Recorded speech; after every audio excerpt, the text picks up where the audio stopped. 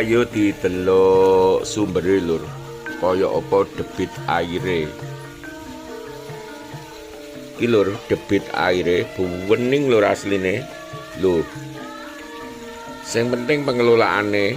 Dadi banyu iki nggih ngombe ya mesti kena lur, wong mergo langsung pipa iki saka sumber.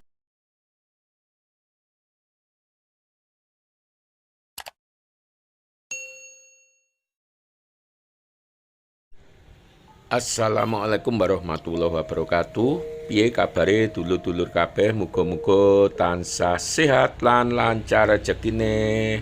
Prapatan Bence, Ngronggo, Kabupaten Kediri, dulur-dulur. Prapatan iki yen lurus arah Kelurahan Bedet, Kecamatan Pesantren. Yen ngiri arah Kota Kediri, yen nganan arah Kandat, terus Blitar, dulur-dulur. Dina iki dulur-dulur takjak nang nggone salah siji kawasan wisata alam Kota Kediri kang diarani Sumber Cakarsi, dulur-dulur. Lokasine ana Dusun Grogol, Desa utawa Kelurahan Tosaren, Kecamatan Pesantren, Kabupaten Kediri. Yuk lingkungan lur, walaupun iki wilayah kota tapi penghijauan jempol lur. Kota Kediri salah siji favoritku dalam hal penghijauan. Sanajano urung rata lur, tapi rata-rata tiap wilayah iku penghijauan utamane pinggiratan iku wis oke. Terus tiap wilayah uga ana taman-taman hijau, taman kota, hampir semua kecamatan. Malah nek nggone pusat kota Kediri iku ana sekitar 4 utawa 5 taman kota lur. Ki rada metu saka wilayah pusat kota, sanajana wilayahe termasuk wilayah kota Kediri lur. Cuman wis pinggir berbatasan karo wilayah Blabak, Kecamatan Kandat lur. Dadi awake iki ngliwati Ngronggo, terus ki Kelurahan Bedet lur, prapatan kulon Balai Desa Bedet, awake dhewe menggok kanan. Sejatine iso ditempuh saka prapatan Bence mau arah kanan lur, arah Blitar, tapi selera nurutku yen aku seneng iki lur. Mergo dalane ya iku mau tak omongi rada sepi, mergo duduk jalur utama. Dadi awake dhewe iso santai lur. Karo nonton pesawangan alam pedesaan.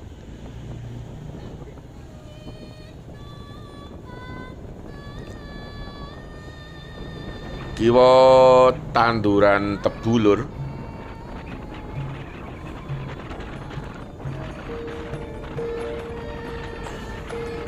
Nyenengake banget tinggi sepedaan utawa gowes iki ya mantul lur.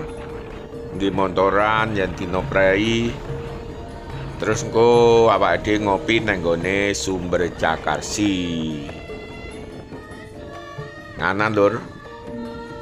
Yen ngiri iku iso arah Wates lur, akhire yo liwat jero-jero tebu lur iki sing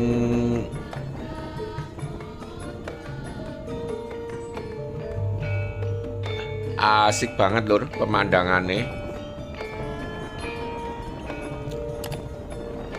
Ya lokasine ngarep karo lur ngrumbul-ngrumbul, dadi notok duk.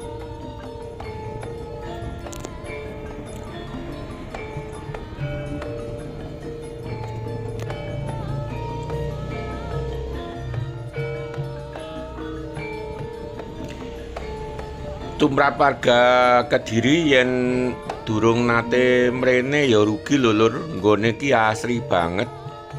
Yen nek wilayah kabupaten utamane Kabupaten Kediri sisih timur kuwi sumber koyo ngene iki akeh banget Lur. Ning yen ing kota Kediri iku ana ya lumayan akeh, tapi amarga wilayah kota Kediri iku ora ombo-ombo banget. Ya enek yen mung 5 utawa 6 sumber Lur. Ki lingkungan sekitar kawasan wisata alam Sumber Cakarsi Lur. Ki gerbange gratis Lur.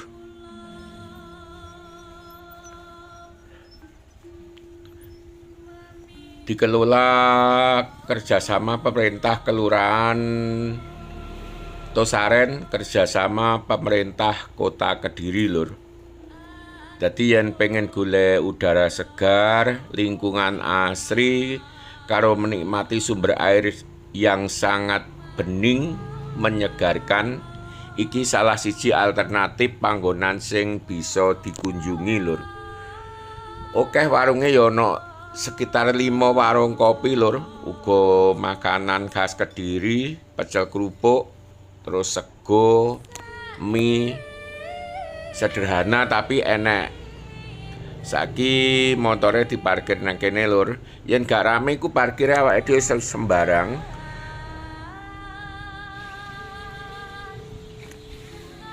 Sejatine yo ana wahana permainan kanggo anak-anak uga Lur.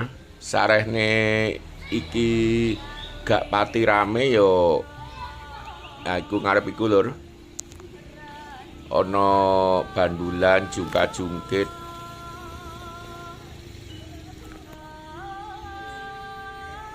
Sumbere mudhun Lur awake dhewe.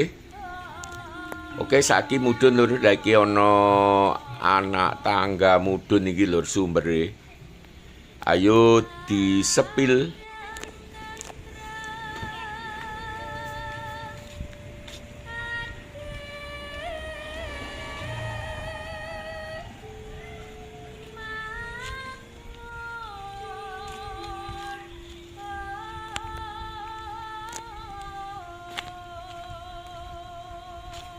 Ki regete godhong Lur, mergo wit-witane pancen rimbun banget, sebagian malah wit-wit lawas Lur. Pepohonan zaman dulu. Umure ya mbuh pira wis puluhan utawa ratusan taun. Ki Lur tampungane air mengko dialirne yen aku rada bingung arah ngalor apa ya apa ngono. Terus ana dame, engko awake dhewe mubeng ndelok dame Lur. Ki sawetara cedhake sumber sing diparani awake dhewe. Ki katon resik Lur. Aku rene sing terakhir ya ana ya setahun kepungkur iku semak belukar iku rimbun banget. Dadi koyok-koyok gak iso mudhun mrene saking ketele. Ki koyok wis diresiki Lur. Yen pengen adus iku liwat anak tangga ngarep iku Lur. Liwat kene uga iso. Lagi kan bening Lur sing cedhak karo sumber. Sing marai rada reget iku kan godhong-godhongan.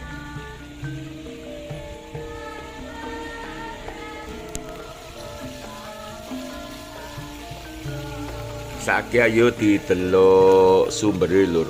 Kaya apa debit aire.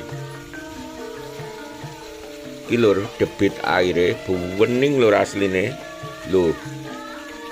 Sing penting pengelolaane.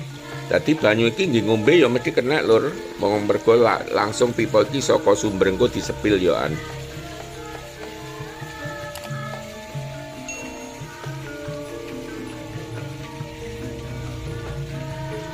Lah ngarep ki tangga awake dhewe mudhun mau Lur. Saiki didelok hisapane. Iki Lur, ki sanajana kaya mesin tapi ora muni Lur, dadi pasif, gak nggawe energi iki. Amarga ya banyune otomatis munggah dhewe mergo kan metu terus. Terus dilekne nang nggone bak mau Lur. Lagi mudhun neng kalenan buangan.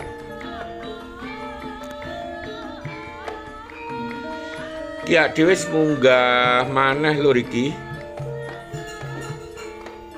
Delok dame dadi dhewe mubeng ya saka kene mlaku jarak 150 meter lur. Dadi metu saka area wisata terus nang nggone parkiran. Lah iki lur asline parkiran utawane yen nggawa mobil. Mergo nang jero mau kan akeh wit-witan lan wahana dadi gak iso mobil. Kene iki lur nggih parkir mobil lur.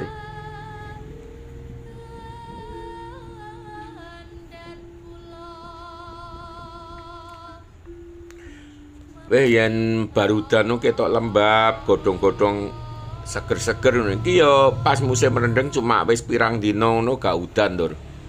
Dadi kesane kaya musim 3. Ning yen nang kene iki rasane tetep ora ketiga, ora rendeng padha ae, tetep sejuk lur.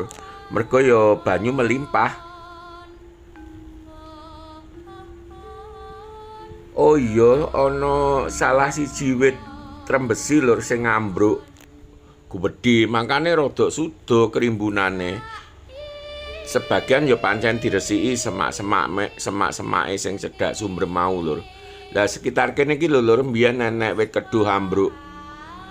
Lah iki ya kene iki termasuk wis diresiki lur mbiyen apa kuwi jenenge semak-semake ngrumbul banget. Tebuga lur iki dadi demi kepentingan pabrik gula. Dadi nang kota Kediri kuwi ana pabrik gula pesantren baru, pabrik gula mrican lur. Kabeh butuh tebu sebagai bahan pokok. Ki lur buangane mau yen ketok mambek kaya ngene iki mergo kandhame ditutup lur. Iki biyen liar banget lur aku rene sing terakhir. Ki rupane wis diresiki dadi umpama dingin mlaku-mlaku utawa dingin mancing ngono nyaman lur. Wis diresiki pinggir-pinggir kalenane. Saiki ayo disepil dame lur. Ngarepku sing ketok ijo-ijo seger kuwi anu lur. Tales lur. Lah tangkai daun tales kuwi tumrap wong Jawa iso dingge sayur lodeh lur. Utawa dingge pepes enak banget. Iki lur sing tak omongne, godhonge ombo-ombo iki. Yen wong Jawa ngarani lompong lur godhonge iku dingge sayur yen wong biyen. Di sayur lodeh biasane. Ngarep iki lur dame. Ya lek wis metu saka dam biasane banyune ya resik maneh lur bewening mergo kan diendapkan mau. Iki lur iso ditonton dhewe.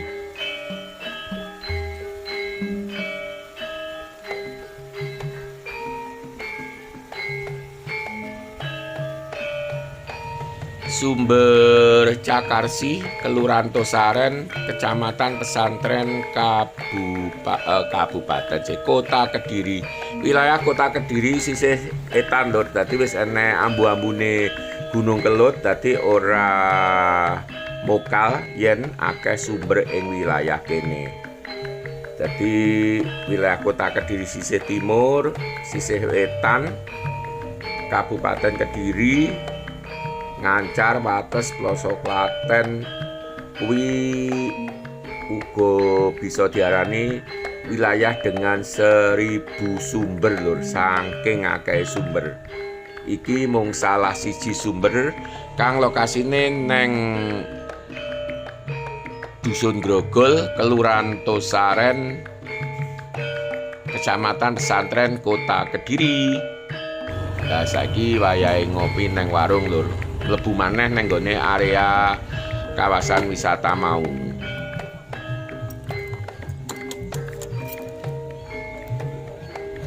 Ana 5 yen gak 6 lur warunge lur.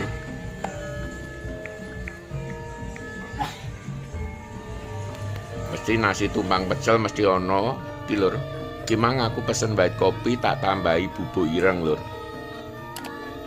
Oke, sawetara video bakal tak akhiri ning aja kuwatir bakal ana video-video liyane ning aja lali subscribe, di-share nanggone kanca-kanca lur videone.